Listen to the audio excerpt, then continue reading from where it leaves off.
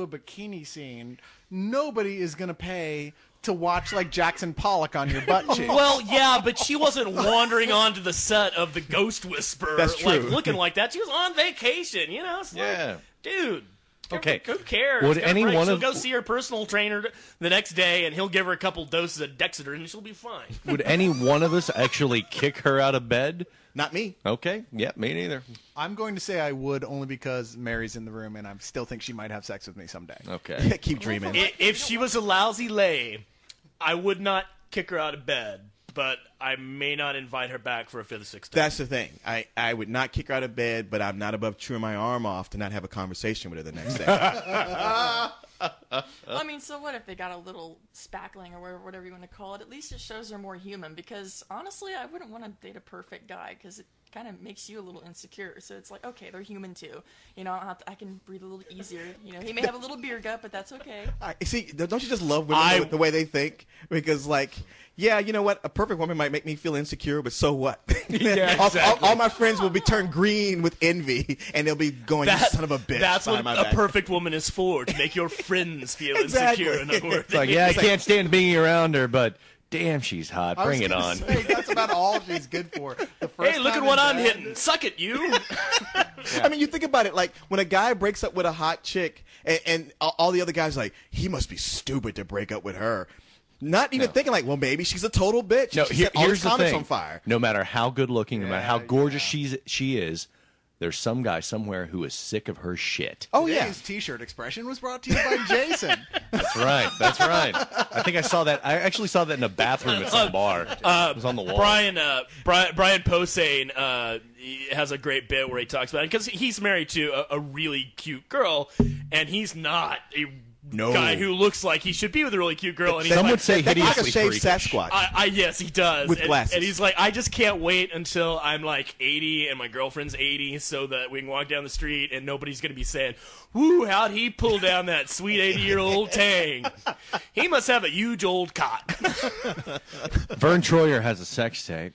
Oh, God, oh, God. Okay, we should move on. We are not going we're to discuss skedaddling midget right porn ever past this moment. That's it. Ladies and gentlemen, if you come to Leog for midget porn, you've come to the wrong place. All right. Yeah, you want to check a couple of cold ones. For Yeah, that. you want a Coco for that, which in and of itself is midget porn. Most people don't know that Carlisle's only like 3'4". All right, so Cyrus, what we got next? Silver Surfer, he totally busted us on being wrong on here. And if anybody was going to, it was going to be Silver Surfer. But we were talking about the 12 as our comic book pick of the week last time. Yeah. And we mentioned that we said that all these characters were new. They were made up like for this, and that's totally untrue. No, I would just like to say, because I want to Martin write him did back say. that I was the one who said, I believe these characters existed He before. was the one who disagreed. And yeah, I was the one who was most vociferous. And I humbly bow before your Geek Mojo Silver Surfer. Yeah, You're I absolutely gotta right. say though, if you're correcting us on comic book trivia, you're a goddamn nerd. Hey, man, he goes by the handle Silver Surfer forever. What do you want? What do you There this is is that. our audience. Don't insult our What it audience. comes down to is Yeah, don't insult our audience any more than we already have. Marvel may have started in the 60s, but before that, they were at the same company Atlas was Comics. Atlas Comics, Comics. and before that, they were a company called Timely Comics Exactly. in the Right. early 40s. And that's where Captain America started. He Yes, started it with is. Timely Comics. Exactly. And Submariner, right? And- Was yeah, he tiny? yeah, oh, yeah. The Mariner and the original, The original Human Human Torch. Torch. Pretty much the Yeah. invaders Yeah. were Yeah. with time. And the Matter of fact, 12 starting But in they Invaders comic they was- were just like DC. They had hundreds of characters Right. that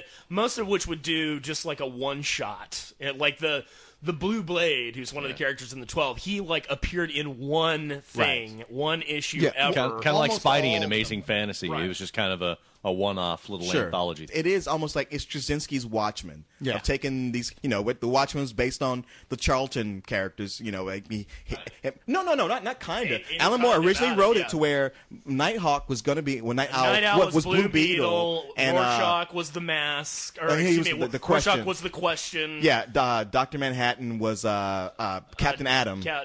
Dr. Adam or Solar Man of Atom, I can't remember. Yeah, but that was originally what it was going to be, and now Straczynski's done this with these characters. And sure, so far it hasn't shown to have like the big broad story that the Watchmen has had, but it's a pretty damn good story so far. Just a note, I don't want to go into it deep because we already did, but Right. it's still great. If you're not buying this comic already, you'll be sad that you weren't one of those who You'll was. be buying the trade.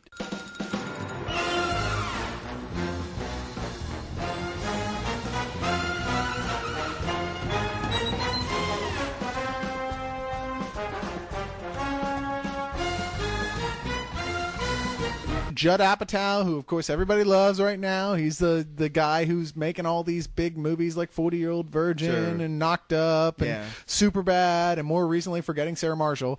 He's announced he's producing a Sherlock Holmes comedy with Sacha Baron Cohen, who played Borat, best known Yeah. for Borat, playing Sherlock Holmes, and Will Ferrell shockingly taking a second banana role as Watson. And you know what? Like, I bet you this is going to be the dividing line of two different types of people, of whether your first reaction is abject horror or, Right. oh my God, this makes so much sense. This is so perfect. And I fall under the latter. I actually probably should have fallen into the former because I am a huge, incredible Sherlock Holmes geek. I've read all of the Sherlock Holmes tales over and over again. But you know, I guess the honest reaction I should have is that, well, why don't you just make a serious Sherlock Holmes movie? But I'll tell you what, the BBC produced series with Jeremy Brett as Sherlock Holmes is the definitive Sherlock Holmes. I don't think it's possible to make them any better. So that being said, man, have at Judd Apatow. They've tried to make they've tried to do comedy with Holmes before, like at least 2 movies that I can think of. Yeah. They Might Be Giants, Which is amazing. Oh my comes God. immediately to mind. And the 7% Yeah, the 7% solution. Is that comedy which then? basically had the conceit that it was Watson who was actually the brains. But that wasn't really No, comedy. it's not that one. There's Yeah, one with George C. arguably. Scott. No, that's They They Might Be Giants. Oh, okay, yeah. okay, sorry. Yeah. it's So, you know, those two, nobody's really tried to do an over-the-top, even satire of Sherlock Holmes. So I'd be curious. I just want to know kind of what direction they're going in. But, man, I think Sacha Baron Cohen is a genius. And Will Ferrell, given the right material, always makes me laugh. So, you know. You know what? I would come in somewhere around you because I am probably not as big a fan as you, but I am a big fan of Sherlock Holmes. And Sacha Baron Cohen is a genius, and nobody can stand character like this guy. And yet at the same time, I look at it and go like, you know what? There's no real Sherlock Holmes comedy that works for it. Like, it's the kind of thing where like it's funny to parody Sherlock Holmes for a short while, and a little goes a long way. Why is the big question is why do this for 2 hours? Exactly. It's going to but- have to stand but on its own because that- no one gives a damn about Sherlock Holmes well- aside from Fringe. Also, that I also think we're at a point where at one time where Will Ferrell maybe could do no wrong in the eyes of the public. I think with semi-pro, people are starting the paint's starting to crack. Yeah. That, you know, and people are starting to go like, okay, maybe we've had about enough of this. And he's kind of doing the same thing over and over and running into the ground. Yeah. Especially with him playing Watson. Okay, he's going to be the straight man. Is that it? Or the guy who comments like he has an anachronistic take on what's going on?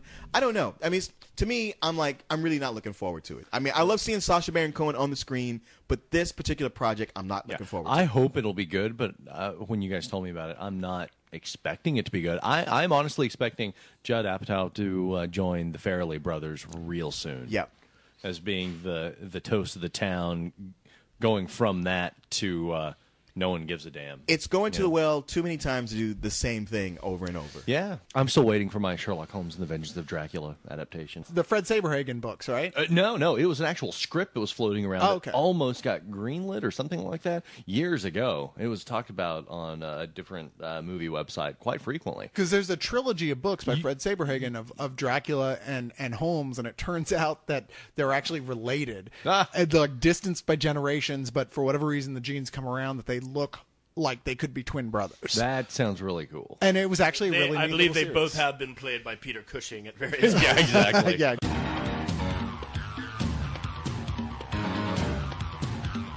Okay, we've gone from from comics to movies, now to TV.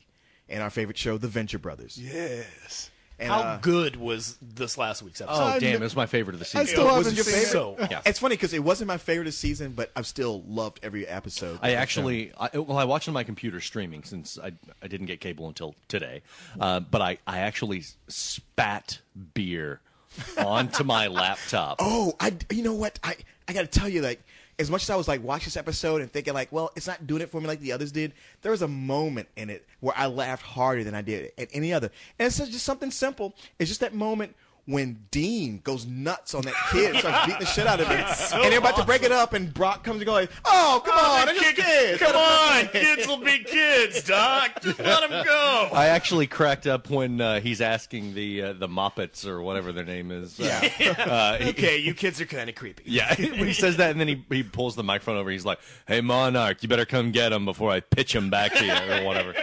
Over the weekend, I was at the comic book store and picked up a magazine that just had, like, did an interview and just mentioned a couple things I thought were interesting. One was that the 4th season would be the last one they would do. Oh, what? Man. Yeah. They said they would stop at the 4th season. Well, this is the fault of all those people who aren't watching the Venture Brothers. Well, no. The creators themselves said they don't want to go past the 4th season. They're obviously cooking an arc. Okay. And they're quite serious. No, I see that, especially in this season where every episode is actually about something that's, story-based, building the character development. Who are these people? Where do they come from? Yada, yada, yada. I'm getting a little tired of that, to be honest. Really? Yeah. It's you just want to go. They do need a freestanding episode just to break up the tension right now. That's too bad you guys feel that way, because they said that this season would be their least accessible season to new people. That basically, look, if you haven't watched this show and you're getting tired of us talking about it, go and rent the first 2 seasons. Kudos to them for doing whatever the hell they want, but still, it's like this is not the time.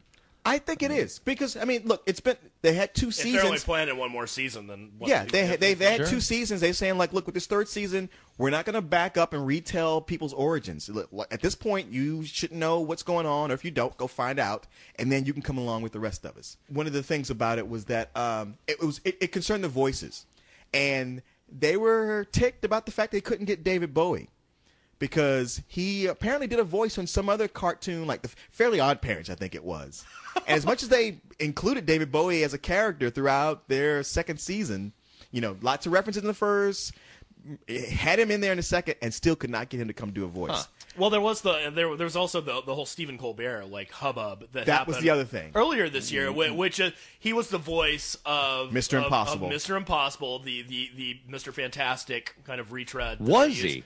Oh, yeah. To me, I always thought Stephen Colbert would have been the perfect Mr. Fantastic for the movie. Well, and he's done a lot of voice work for Adult Swim. He was also Ken Seven.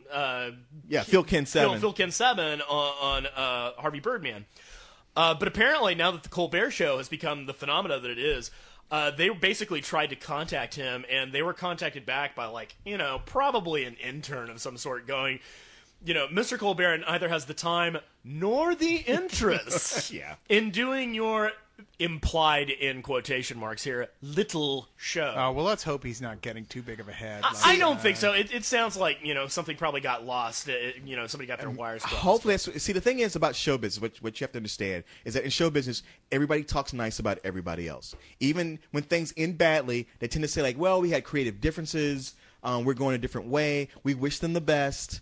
It's all bullshit. Totally not a dick. Yeah, they do that unless somebody is such a dick that they don't put that veneer on. Yeah. And with Stephen Colbert, or unless they're a Republican, they never came out and said he was being an asshole. They just said we tried several times to contact him, and he would not come back. Well, that's the whole thing, is bringing that out to the public attention until he has to respond. I mean, maybe he doesn't even know. Maybe he's gotten popular enough that he's built this wall around him of people because he has to from all the offers, and they don't know.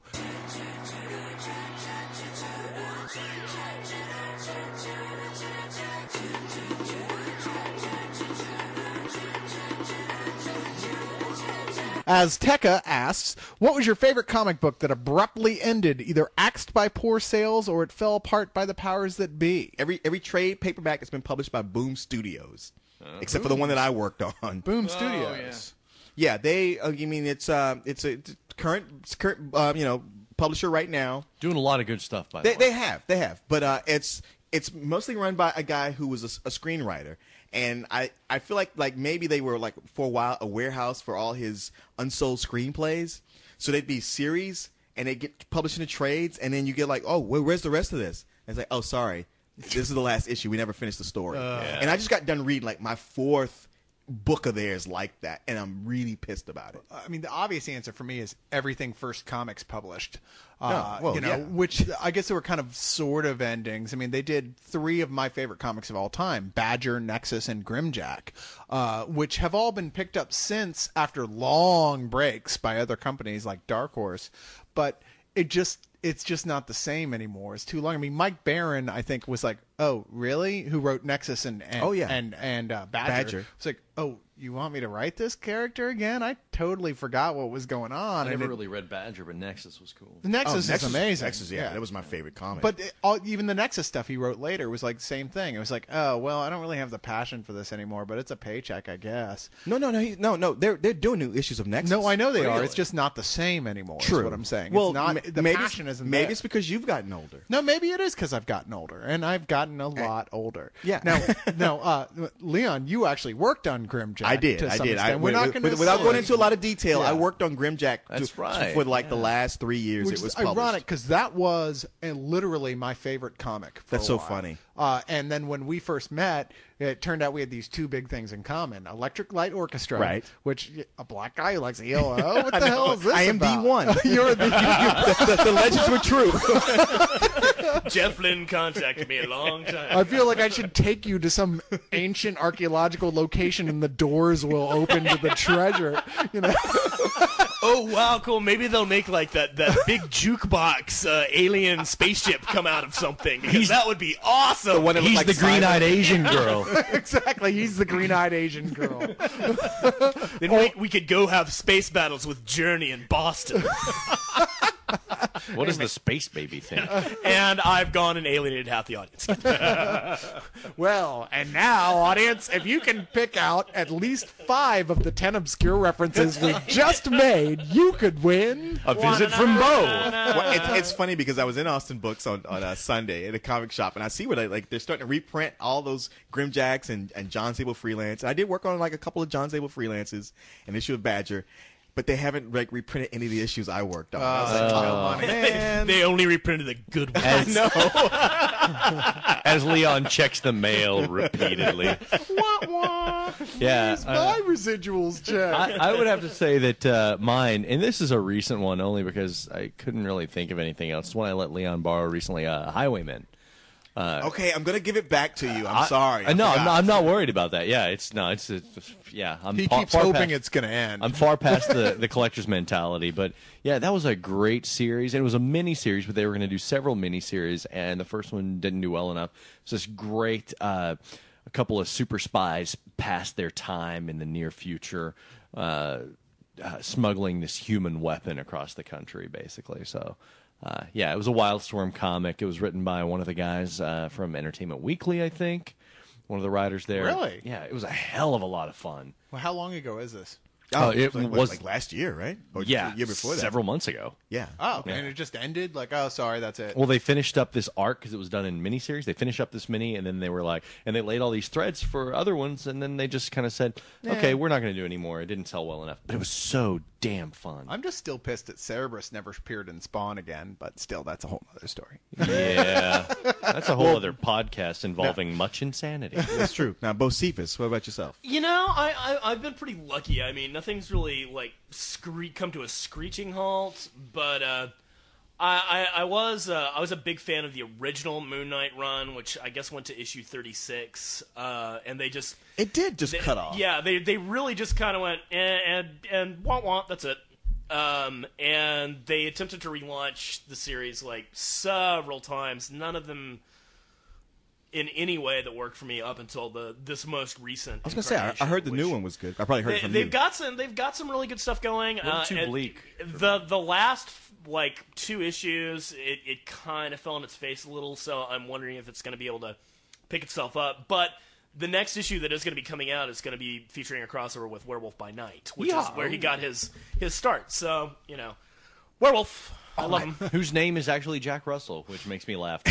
Jack Russell Terrier. Isn't the Ultimate series that got cut off, the comic book series, Ultimate Wolverine versus Ultimate Hulk? Oh, there you go. Oh, yeah. did it get cut? Did that get cut off? 2 issues and then nothing else? Oh, yeah, really? for like 2 years. Of course, like viewing Marvel, who knows? Maybe that's just becoming the standard time between issues. Well, it's written by Damon In Marvel Lindelof. Comics, we don't know when it'll come out. No, that's a good point because those first 2 issues were a blast. Yeah. And then nothing for has it been 2 years since the last one? I think it like has. Yeah, you get Damon Lindelof, who's writing, who's on Lost. Yeah. Who's like, oh, sure, I'll write a comic. And he goes like, oh, wait, no, I got this TV show I need to work Lost on. is a hit. Fuck you guys. Yeah, pretty much. Taylor asked, I was just wondering, after all these comic book movies that are out, what comic would you not like to see turned into a movie? Watchmen. Howard the Duck, but it's too late.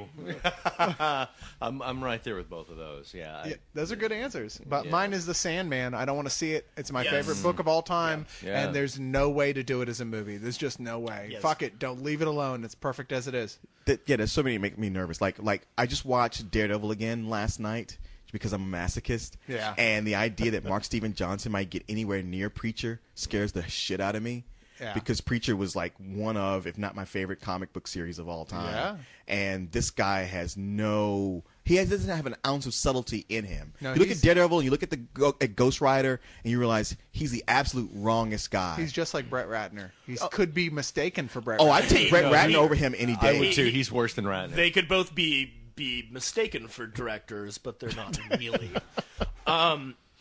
Yeah, I gotta say, and thankfully, because of the subject matter, I don't think I'm gonna ever be in any danger of this being on the horizon. But please, God, just let them stay away from Transmetropolitan. Just don't do it. You can't do it anyway. But God, don't even try to. I'd like to see it as a Larry David sitcom, actually. That would be all. If he shaved off what's left of his hair and put on Larry the David as glasses. Spider He could Jerusalem. totally pull it off. Down. Oh, God. So what's up with these fascists? Have you noticed all the dead bodies lying around the city? All right. Cap asks, who's a new spiller as near as I can tell. But a proficient one. But yeah, he is definitely. I mean, I'm sorry, not proficient. Yeah, I know. Prolific. Proficient. So the spelling Prolific. Prolific. Yes, Prolific. he has definitely been Yes. filling every niche that he can with. Well, Captain he's also America. proficient too, because we got a lot of spillers who don't bother to spell check. Yes. Seriously, guys. Are you saying that he's been prophylactic as well? Or profuse. He can. If I might take a moment to everybody out there, spell check and don't write NetSpeak. Oh, you is spelled Y-O-U, not you. No, you can R use is A-R-E. NetSpeak for the sake of comedy, for the sake of humor. If you're Sure. trying to be funny and it's part of the joke, then yes, use NetSpeak, but don't use it as part of normal language, just everyday language, because you're trying to write actual things that we want to read. This ain't a chat room. Exactly. And you know what? People would tell me, well, it's hard to, I'm not going to look up every word. Guess what? You don't have to. If you're using Firefox specifically, I know there are billions of programs out there that you can use to add on to your Firefox that will spell check for you. Yes, the little red Firefox line comes under with it. with a or built-in spell check. does it come with it? Yeah. Okay, because I know originally I had to download an add-on, but I guess it does now. If you download it now, it comes with the spell You check should built have in. it anyway, but i.e., whatever you've got, trust me, there is an add-on that works with that. Use it. Do people still love use it. IE? They do, actually. Yeah, believe it or Quite a not, bit. it's I'm still still on bigger than Firefox. Netscape. I would say to people, look, if People you, still use Netscape? yeah, that's what's shocking. Yeah, because that doesn't even exist anymore. I If thought. you don't care enough to check your spelling, why should I care enough to read what you wrote? Yeah, that's the way I feel about it. If you're not gonna check at all, if it's clear you could give a shit, then I really don't have that much interest in it. To be honest, I don't. Because it's like you're saying "fuck me" and I'm saying back to you "fuck you." Maybe you've got some good material in there, but you know what? Part of writing is a big part of it. And is that by the checking way, everybody, while you're at it, pull up your pants and how about a haircut too? Hey, man. that. Seriously, you bunch, And as old man Logan would have it, get the hell off my yard! you bunch of smelly hippies. Get a job, hippie! But as Cap was saying, yes, in what did Cap perfect say? grammar, why do we choose the heroes we choose? Why do you still believe in superheroes? I assume he means why do we still like them? at this point? Yes, and that's actually a valid question. It is. Because my parents ask me on a regular basis almost the exact same thing. What the hell's wrong with you? Get a real job. Stop reading comic books. I like them for the same reason the ancient Greeks liked Hercules. Yes. You know, people need stories. I mean, and that's what human beings are. I mean, you know, we laugh and we tell stories. Those are really the two only things that set us apart from monkeys. So, you know, I like cool stories, and the coolest stories that happen out there and that come out on a regular basis with characters I've known for the longest time are comic books. Yeah, I've read a lot of the so-called real books about people in real, so-called real life who do so-called real things. Boring. Guess what? I live there, okay? All right, I don't need to spend hours and hours of my time reading about it. I want to see a dude in tights who can fly and beat the living shit out of other dudes in tights who can fly. Well, plus even the great novels in history, they're not about ordinary events. They're always about extraordinary events. And at some point, they're about extraordinary people. Yeah. Okay. You know, and, you know, if that person is extraordinary because, hey, he's willing to take the bullet and let himself be beheaded at the French Revolution in Tale of Two Cities, or if he's incredible because he can shoot optic beams of force out of his eyes and save the world. Which would have made Tale of Two Cities Which much, would have much so better. much better. Really Yeah. cool. Yeah. Yeah. Take that, Louis the 16th. Yeah, I mean, come on, let's face it. What great story wouldn't have been better with that? Please, sir, can I have some more? More? Yes, more, fucker! And that was the orphanage the Cyclops actually grew up in. I love the part where you melted Mr. Bungle's face. Well, I wonder if does that question tie into like who are our favorite superheroes and why do we like them? Is that the question? I didn't get that. I got the why do we, there's two parts, and we answered the why do you still believe in superheroes. We didn't answer the first part, why do we choose the heroes that we choose? And I think that a lot of that has to do with, if you really start studying the superheroes and their villains and how this isn't as simple as just like, sure, it's just a guy who shoots webs and yada yada, and okay, we'll make his villain this. I mean, it's not like they're just making this shit up just off the top of their head. These guys actually have meetings and sit around and think about this stuff, how these villains balance against these heroes and why they're right for them. And there's a deeper psychological basis behind why these things are appealing to certain types of people. Actually, I do think Stan Lee pulled a great deal out of his ass. That's why Ass Man is such a great character. That's why the kangaroo is the greatest Spider-Man villain ever. to take this Don't forget Big Wheel. to take this question on seriously and succinctly as possible. I can say, I don't know if you guys chime in if you agree or disagree. Spider-Man's popular because he really speaks to the comic geek himself, in that he's a loner where things don't always work out for him, and there's that bit of isolation that I think a lot of people can identify with. I know I certainly I can agree with that, but could. I can definitely agree with that. I always like the fact that he always did the right thing no matter what. Right, and that's how